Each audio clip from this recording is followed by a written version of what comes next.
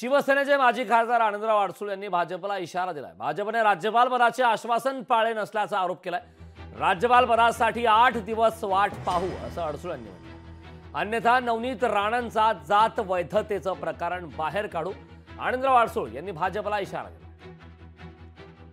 मला न्यायालयाकडून काही अपेक्षा नाही आहे।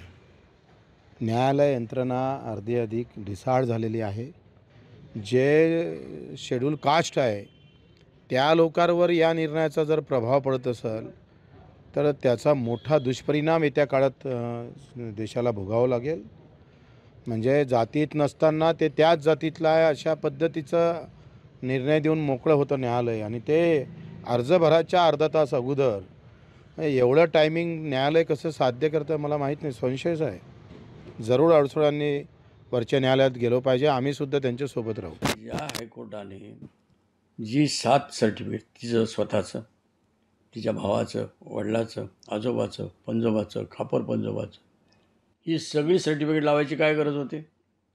कारण वडिलाचं खारिज झालं, कारण त्यांनी जी शाळा नव्हती त्या शाळेचं लिव्हिंग सर्टिफिकेटवर ते सर्टिफिकेटचं केलं होतं, जात सर्टिफिकेट।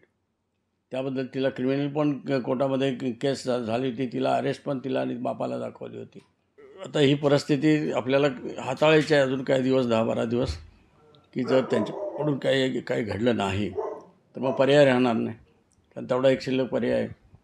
मला माहिती आहे की कोर्टाचे पण निर्णय कसे लागतील, परंतु जर त्यामध्ये चीफ जस्टिस असतील तर होप्स करायला हरकत नाही की त्या ठिकाणी आपल्याला न्याय मिळू शकतो। लोकशाही मराठी ऐका, पहा, जागरूक रहा।